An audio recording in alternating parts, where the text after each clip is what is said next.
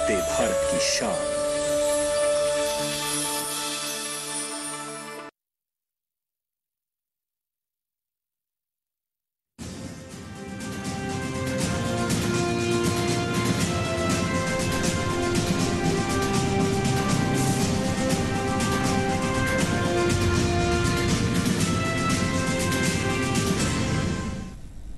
नमस्कार, आप देख रहे हैं किसान समाचार। मैं हूं शहला निगार। बुलेटिन में आगे बढ़ें, लेकिन उससे पहले एक नजर अब तक की सुर्खियों पर।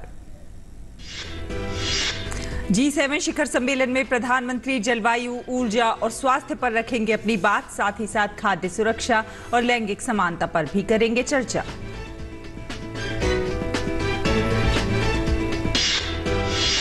केंद्रीय कृषि मंत्री नरेंद्र सिंह तोमर ने नागालैंड में राष्ट्रीय मिथुन अनुसंधान केंद्र का किया दौरा। कहा, आत्मनिर्भर भारत अभियान में वोकल फॉर लोकल पर काम कर रही है मोदी सरकार।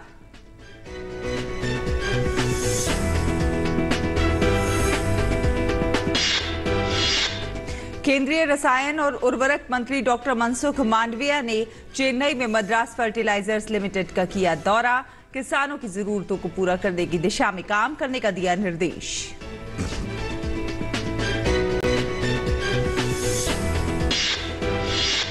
भारत की ब्लू इकोनॉमी को आगे बढ़ाने के लिए केंद्रीय मंत्री सर्बानंद सोनोवाल ने कर्नाटक में 3 दिवसीय चिंतन बैठक का किया शुभारंभ। कहा, इन सभी प्रयासों का उद्देश्य ब्लू इकोनॉमी में बदलाव लाना है।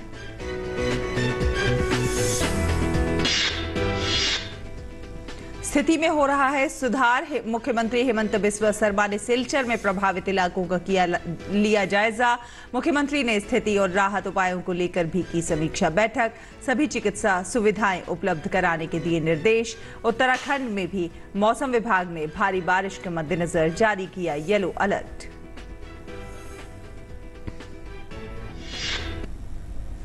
अब खबरों को देखते हैं विस्तार से। प्रधानमंत्री नरेंद्र मोदी G7 शिखर सम्मेलन में आज दूसरे दिन 2 विशेष सत्रों में भाग लेंगे। पहला सत्र जलवायु, ऊर्जा और स्वास्थ्य पर रहेगा, जबकि दूसरा सत्र खाद्य सुरक्षा और लैंगिक समानता पर आयोजित किया जाएगा।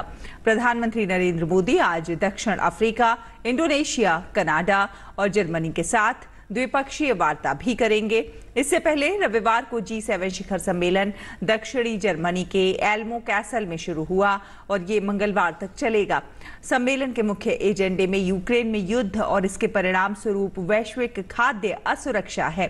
विश्व के नेता रूस के तेल पर मूल्य कैप लगाने के लिए संयुक्त राज्य अमेरिका के एक प्रस्ताव पर भी चर्चा करेंगे।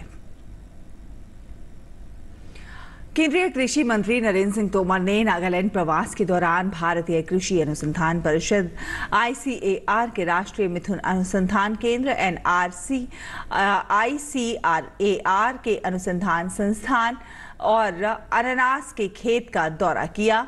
इस दौरान तोमर ने कहा कि भारत सरकार आत्मनिर्भर भारत अभियान में वोकल फॉर लोकल की थीम पर लगातार काम कर रही है।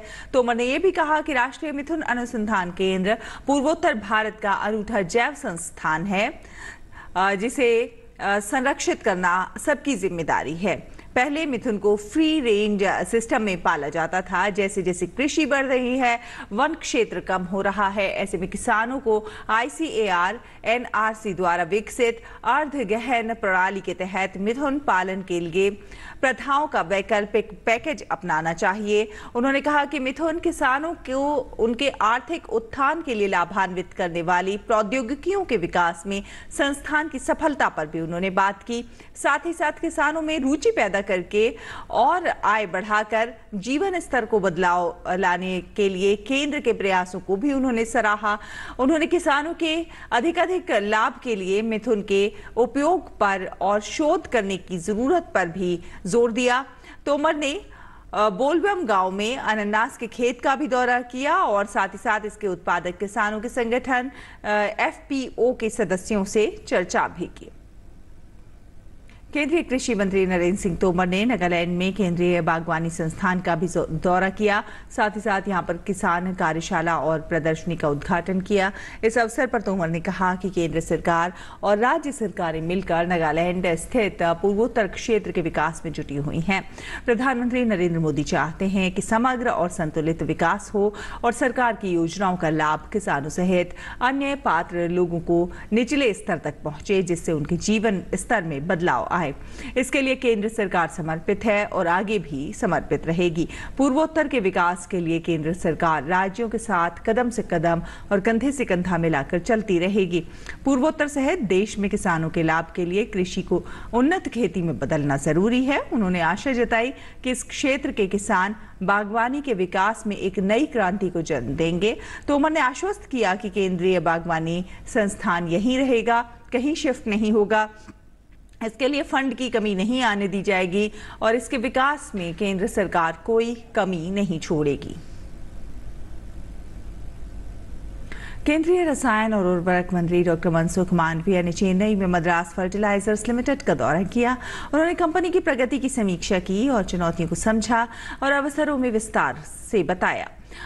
कंपनी को देश के किसानों की जरूरतों को पूरा करने की दिशा में काम करने का भी उन्होंने निर्देश दिया। उन्होंने नियंत्रण कक्ष का दौरा किया। डॉक्टर मांडविया ने टीम प्रबंधन को उर्वरकों के संदर्भ में आत्मनिर्भरता प्राप्त करने के सामूहिक प्रयास की दिशा में एक महत्वपूर्ण उपलब्धि हासिल करने पर बधाई भी दी। उन्होंने कहा कि MFL ने खरीफ 2022 में तमिलनाडु की 4.5 LMT नीम लेपित यूरिया की 32% से अधिक की सफलतापूर्वक आपूर्ति की है, जबकि इसने पुडुचेरी की 7,300 मीट्रिक टन की खरीफ आवश्यकता का लगभग 82% उत्पादन और आपूर्ति की है। केंद्रीय रसायन और उर्वरक मंत्री ने यह भी कहा कि उन्होंने विजन 2027 भी तैयार किया,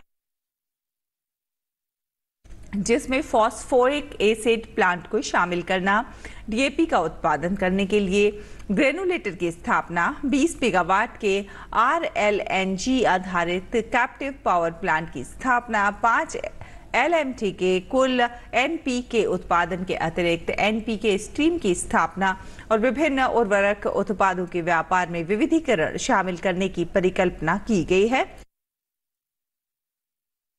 कहा कि आत्मनिर्भरता अनिवार्य है और नैनो उर्वरक इस दिशा में कदम है। डॉक्टर मांडविया ने MFL की नैनो यूरिया उत्पादन में परिवर्तित करने के अवसरों की तलाश करने के लिए कहा, जो भविष्य में भारत में उर्वरक के इस्तेमाल का परिदृश्य बदल देगा। उन्होंने कहा कि वो तमिलनाडु और उसके बाहर किसानों के हित में योगदान करने के लिए MFL से आशा करते हैं। केंद्रीय स्वास्थ्य और परिवार कल्याण तथा रसायन और उर्वरक मंत्री डॉक्टर मनसुख मांडविया 24 से 26 जून 2022 तक पुडुचेरी और चेन्नई के 3 दिनों के दौरे पर थे।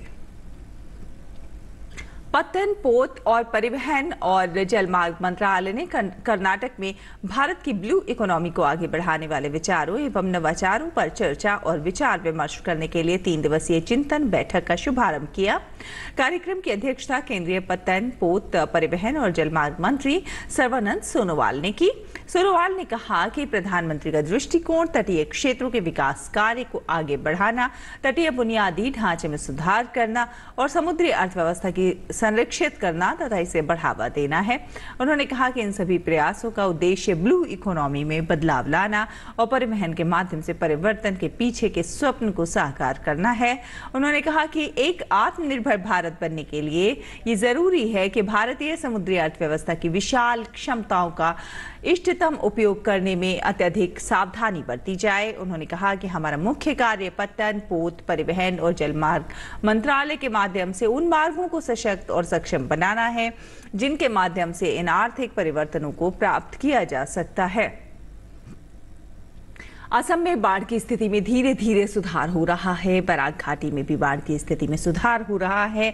असम के मुख्यमंत्री डॉक्टर हेमंत बिस्वा शर्मा ने रविवार को सिलचर का दौरा कर प्रभावित इलाकों का जायजा लिया और बाढ़ से हुए नुकसान का भी जायजा लिया। बाद में उन्होंने कामरूप जिले के हाजो में बाढ़ प्रभावित इलाकों का दौरा किया। मुख्यमंत्री ने स्थिति और राहत उपायों की समीक्षा बैठक भी की और जिला प्रशासन और संबंधित अधिकारियों को शहर के प्रत्येक वार्ड में चिकित्सा शिविर आयोजित करने, राज्य के अन्य हिस्सों से डॉक्टरों को सिलचर में जीवन रक्षक दवाएं उपलब्ध कराने के निर्देश दिए। मुख्यमंत्री ने शहर के प्रत्येक वार्ड के प्रत्येक परिवार को राहत सामग्री वितरित करने और बाढ़ का पानी जहां कम हो गया है वहां पर तत्काल बिजली बहाल करने के भी निर्देश दिए। असम राज्य आपदा प्रबंधन प्राधिकरण की ताजा रिपोर्ट के अनुसार राज्य में अब तक 28 जिलों में 22 लाख से अधिक लोग बाढ़ से प्रभावित हैं।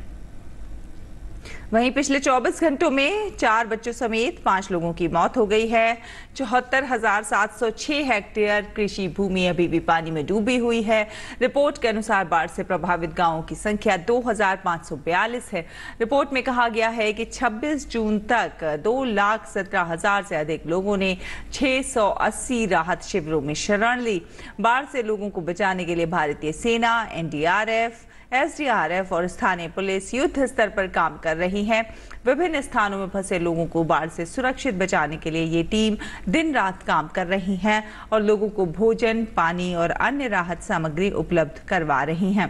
कल पैकेज्ड पेयजल, चावल, पशु आहार सहित 85.51 मीट्रिक टन राहत सामग्री गुवाहाटी और जोरहाट से सिलचर पहुंचाई गई। क्षेत्रीय मौसम विज्ञान केंद्र गुवाहाटी ने राज्य में अगले कुछ दिनों के लिए भारी बारिश की भविष्यवाणी की है। उत्तराखंड में मौसम विभाग ने भारी बारिश की संभावना जताते हुए येलो अलर्ट जारी किया है। मौसम विभाग के मुताबिक कुमाऊं और गढ़वाल मंडल के पर्वतीय जिलों में भारी बारिश की संभावना है। मंगलवार को नैनीताल, चंपावत, बागेश्वर, पिथौरागढ़ जिलों में भारी बारिश का येलो अलर्ट जारी किया गया है। बागेश्वर और पिथौरागढ़ में भी तेज हवाओं के साथ भारी बारिश की संभावना है।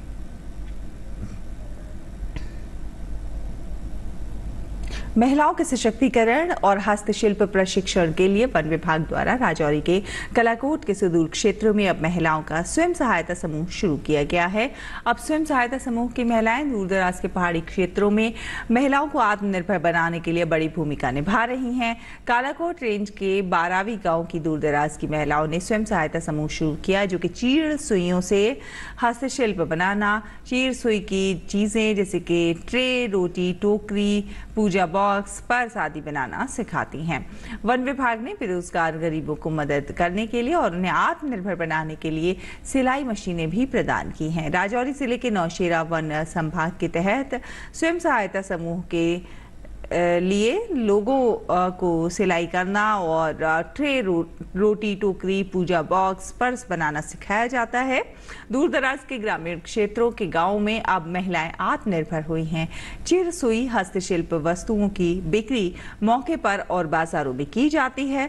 जम्मू कश्मीर के गरीबों के लिए इस तरह की पहल दूर दराज के ग्रामीण इलाकों में महिला सशक्तिकरण में मदद कर रही है।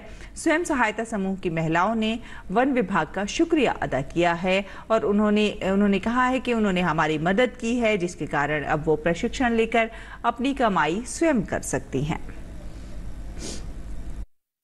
First of all forest department का शुक्रिया अदा करना चाहती हूँ, जिन्होंने हम महिलाओं के लिए जो स्कीम चलाई है। चीड़ पाइन नीडल्स की जो है इनकी वैल्यू अब पता चलती है कि ये क्या किस काम के लिए आते हैं। इनके हम बहुत सारे इनको पहले धो के बहुत सारे इनके प्रोडक्ट्स बनाते हैं जो कि मार्केट्स में सेल करते हैं। बहुत सारी चीज़ें बनाई हैं, बहुत सारी डिमांड्स भी हैं इनकी। ये हम महिलाओं, गरीब लोगों के लिए जो एक स्कीम चलाई गई है, इससे हम लोगों को बहुत सारा फ़ायदा भी हुआ है। बहुत सारी महिलाएं जो है वो हम लोगों के साथ जुड़ी हैं और भी जुड़ना चाहती हैं, इंटरेस्ट लेती हैं इसमें। आस्ता आस्ता करके जो बहुत सारी लेडीज़ हमारे साथ जुड़ी हैं, बहुत इंटरेस्ट अब उनमें बढ़ गया है ये चीज़ें बनाने का और सेल करने का। मनी की प्रॉब्लम की वजह से आगे नहीं बढ़ सके और इस वजह से ये काम शुरू किया हम लोगों ने। घर बैठे बैठे आसानी से ये प्रोडक्ट्स वगैरह तैयार करके सेल करके अपना मनी प्रॉब्लम जो है वो सॉल्व कर सकते हैं। जी हमारे अभी 2 ग्रुप बन चुके हैं इस गांव में। एक सिलेरी का है, 2 इधर ब्रेवी में ग्रुप हैं। 60-70 लड़कियां जो हम एक ग्रुप में जो है जुड़ी हुई हैं, बहुत इंटरेस्ट लेती हैं इसमें। बहुत दूर दूर से लड़कियां आती, कोई लड़कियां पोतागाला से आती है, रेंथल से आती है, ब्रेवी से आती है और सोलकी से आती है, सब बहुत दूर दूर से लड़कियां आती हैं। मैं सभी को कहना चाहती हूँ और भी हैं वो भी हमारे साथ जुड़े और ये काम करें और अब उनको बहुत फ़ायदा होगा। पेरेंट्स में बोझ नहीं पड़े, जो पढ़ाई के साथ हम ये भी काम इधर से पैसे मिलते जाएंगे और तो अपनी पढ़ाई हम आगे पढ़ सकते हैं जहाँ तक हम पढ़ना चाहती हैं। और हम मैं सभी लड़कियों से यही कहना चाहती हूँ कि अपनी पढ़ाई के साथ साथ यही काम किया जाए ताकि अपनी पढ़ाई अच्छी तरीके से पढ़ सके, जो चाहे वो कर सके लड़कियाँ सभी। और मैं डिपार्टमेंट और मैं फॉरेस्ट डिपार्टमेंट का शुक्रिया अदा करना चाहती हूँ जो हमें ये जिन्होंने हमें ये स्कीम बताई और हमने ये काम किया और अच्छी तरीके से मैं चाहती हूँ कि और भी लड़कियाँ इसके साथ।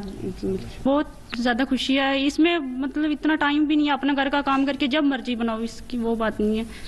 तो इधर भी आके बनाओ, हम घर पे भी बनाते हैं, 2-3 दिन लग ही जाते हैं, तो फिर सेल भी अच्छी मिल जाती है 400-500 तक।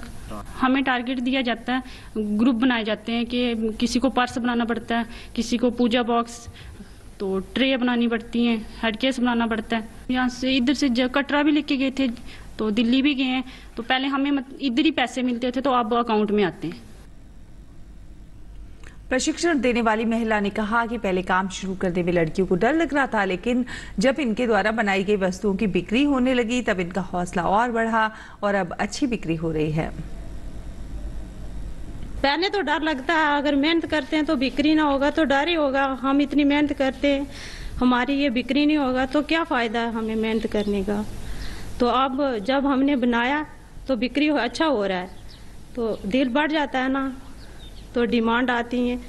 अब हम और भी बना रहे हैं, अच्छा काम चल रहा है। हमें घर बैठे बैठे ये काम करेंगे, अपना अच्छा रोजगार चलाएंगे, अच्छा काम चल रहा है, अपना घर का काम भी करेंगे और साथ में ये काम भी करेंगे, अपनी रोजी रोटी के लिए कुछ ना कुछ कमा लेंगे। ब्लॉक ऑफिसर वेद प्रकाश ने बताया कि अब तक 3-4 हजार लड़कियों को प्रशिक्षण दिया जा चुका है। पहले हिमाचल प्रदेश से प्रशिक्षक बुलाए जाते थे, लेकिन अब सारे प्रशिक्षक भी यहीं के हैं। उन्होंने बताया कि सूरजकुंड मेले में इनकी माल की अच्छी बिक्री हुई है। जब इनका माल प्रोडक्ट बिकना शुरू हो गया, इनकी हौसला अफजाई हो गई। हमारे डिवीजन में कम से कम 3-4 हजार लड़कियों को ट्रेनिंग डिपार्टमेंट दे चुका है। पहले तो हमने हिमाचल से मंगाई थी ट्रेनर, अब तो हमारी पोतागाला और ब्रेवी ग्रुप की लड़कियां खुद ट्रेनर बन गई हैं, लोगों को ट्रेनिंग दे रही हैं। और ज़्यादातर लोगों ने इंटरेस्ट लिया है सलेरी ग्रुप, पोतागाला ग्रुप और ब्रेवी ग्रुप ने।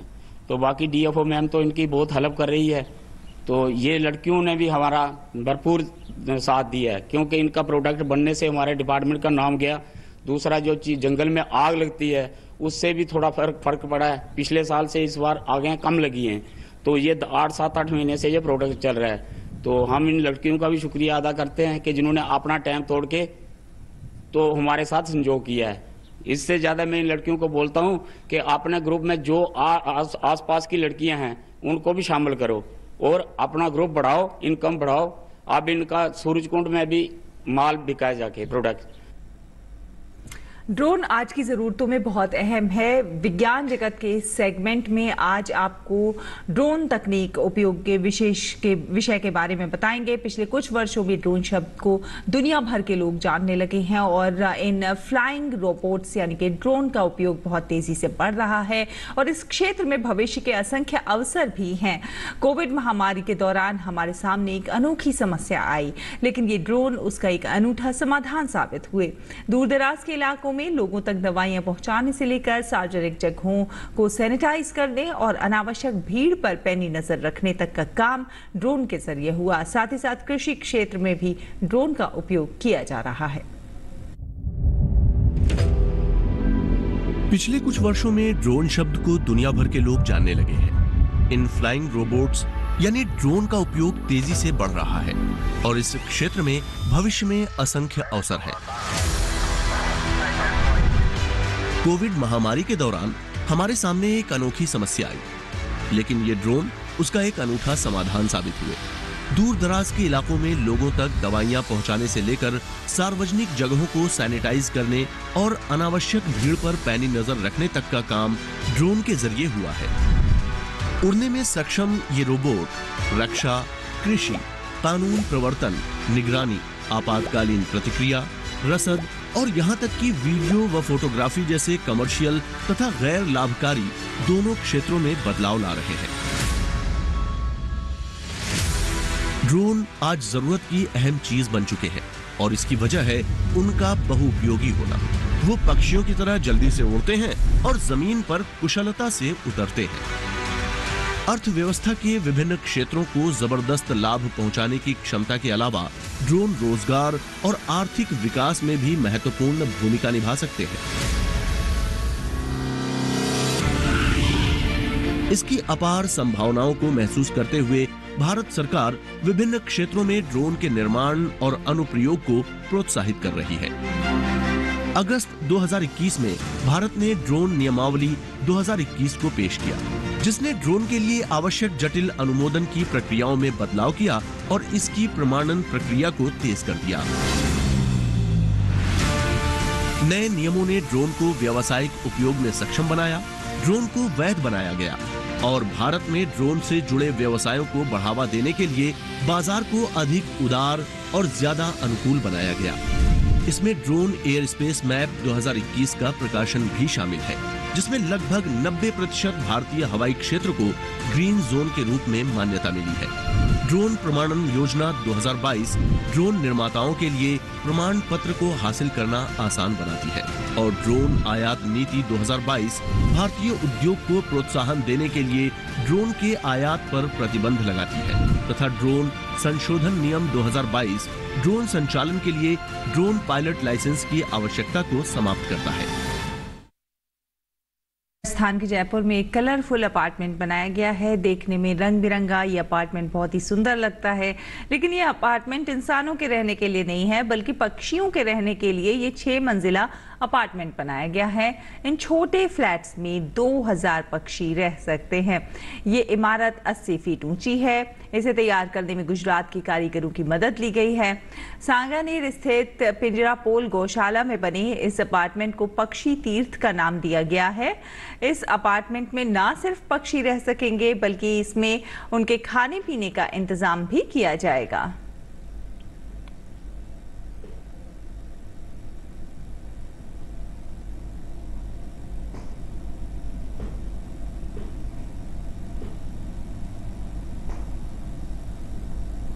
और अब बात करेंगे मौसमी खेती की। आइए देखते हैं कि इस मौसम में किसान कैसे करें अपनी फसलों का रखरखाव।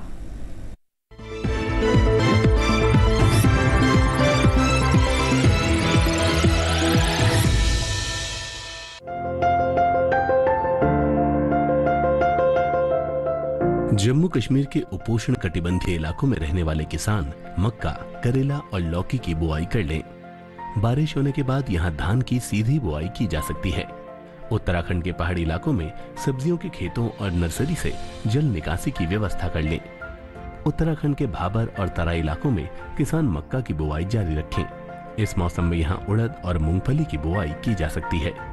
उत्तराखंड के मध्य पहाड़ी इलाकों में गोभी, फूल गोभी, ब्रोकली और गांठ गोभी की कम अवधि की किस्मों की बुआई की जा सकती है। पंजाब के पश्चिमी इलाकों के किसान बीटी कपास की बुआई जारी रखें। पंजाब में ही कम अवधि के धान की बुआई की जा सकती है।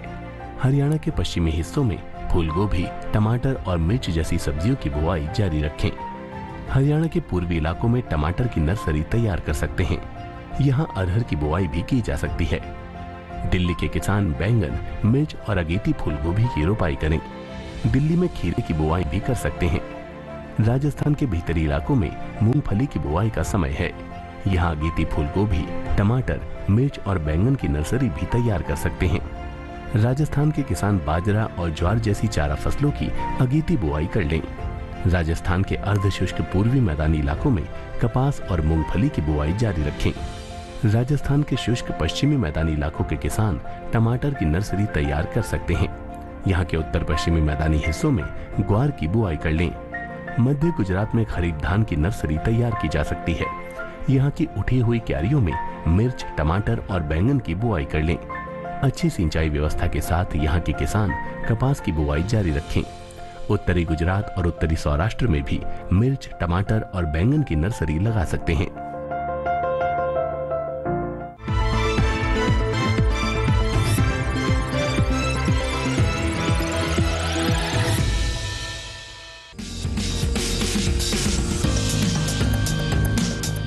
ये मौसम खीरे की बुआई के लिए अनुकूल है। खीरे की बुआई जून जुलाई में की जा सकती है। किसान खीरे की कई किस्मों की बुआई इस समय कर सकते हैं, जैसे पूसा उदय। खीरे की पूसा उदय किस्म की बुआई दिल्ली में की जा सकती है। 1 हेक्टेयर से 156 क्विंटल पैदावार ली जा सकती है। पूसा उदय का फल मध्यम आकार का होता है। इसकी लंबाई 13 से 15 सेंटीमीटर तक होती है। इसका रंग हल्का हरा होता है और निचले भाग से 1/3 भाग तक सफेद हरी धारियां होती है। छिलका नरम होता है। इसके अलावा किसान पूसा बरखा की बुआई कर सकते हैं। ये किस्म भी दिल्ली में लगाने के लिए काफी अनुकूल है। 1 हेक्टेयर से 185 क्विंटल तक फसल ली जा सकती है। खीरे की बुआई से पहले खेतों को अच्छी तरह तैयार कर ले। खीरे की बुआई के लिए 1 हेक्टेयर के लिए 2 से 2.5 किलो बीज पर्याप्त है। बुआई करते समय पंक्ति से पंक्ति की दूरी 150 सेंटीमीटर और बेल से बेल की दूरी 60 सेंटीमीटर रखें। अगर बात सिंचाई की करें तो शुरू में फसल की जरूरत के अनुसार सिंचाई करें और फूल आने की अवस्था में हर 5वें दिन फसल में सिंचाई करें। खरपतवार नियंत्रण के लिए फसल में समय समय पर निराई गुड़ाई करते रहें। खीरे की फसल में लाल कीड़े के हमले की आशंका रहती है। साथ ही लाल कीड़े के अलावा खीरे की फसल में फल मक्खी का हमला भी हो सकता है। ऐसे में किसान विशेषज्ञों की सलाह पर उचित दवाओं का छिड़काव करें।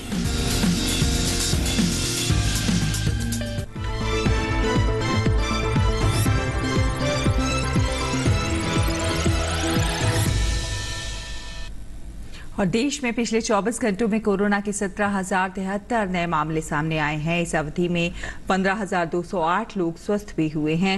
उधर देश में टीकाकरण अभियान भी तेज गति से जारी है। अब तक 197 करोड़ से अधिक टीके लगाए जा चुके हैं। कल 2,49,000 से अधिक कोविड रोधी टीके लगाए गए। इस बीच लोगों को सलाह दी गई है कि जिन्होंने अपना पूर्ण टीकाकरण के बाद जरूरी अवधि पूरी कर ली हो वो बूस्टर डोज लगवा लें। भारत ने कोरोना महामारी के खिलाफ जारी जंग में एक और कीर्तिमान स्थापित कर लिया है। देश में टीकाकरण का आंकड़ा तेजी से बढ़ रहा है। देश में अब तक 197 करोड़ से अधिक टीकों की खुराक दी जा चुकी है। पिछले 24 घंटों में 12 लाख से अधिक कोविड रोधी टीके लगाए गए हैं। अहमदाबाद की एक अदालत ने तीस्ता सीतलवाड़ और गुजरात के पूर्व पुलिस महानिदेशक आरपी श्रीकुमार को 2 जुलाई तक पुलिस हिरासत में भेज दिया है। उन पर 2002 के गुजरात दंगों के मामले में निर्दोष व्यक्तियों को फंसाने के लिए सबूतों से छेड़छाड़ करने का मुकदमा दर्ज है। अहमदाबाद क्राइम ब्रांच ने शनिवार को दोनों को गिरफ्तार किया था। पूर्व कैबिनेट मंत्री यशवंत सिन्हा ने राष्ट्रपति चुनाव के लिए अपना नामांकन पत्र दाखिल किया। इस दौरान उनके साथ कांग्रेस नेता राहुल गांधी, एनसीपी प्रमुख शरद पवार, सपा प्रमुख अखिलेश यादव, एनसी प्रमुख फारूक अब्दुल्ला और अन्य नेता मौजूद रहे। यशवंत सिन्हा ने राष्ट्रपति चुनाव के लिए नामांकन पत्र दाखिल किया। उत्तराखंड के मुख्यमंत्री पुष्कर सिंह धामी ने मसूरी में स्थित लाल बहादुर शास्त्री राष्ट्रीय प्रशासन अकादमी द्वारा आयोजित कार्यक्रम में हिस्सा लिया। इस दौरान उन्होंने आजादी के अमृत महोत्सव कार्यक्रम के अंतर्गत आयोजित डिजिटल प्रदर्शनी और सेमिनार को संबोधित किया। मुख्यमंत्री पुष्कर सिंह धामी ने भारतीय लोकतंत्र को दुनिया के सबसे मजबूत लोकतंत्र में से एक बताया। इसी के साथ किसान समाचार में बस इतना ही। नमस्कार।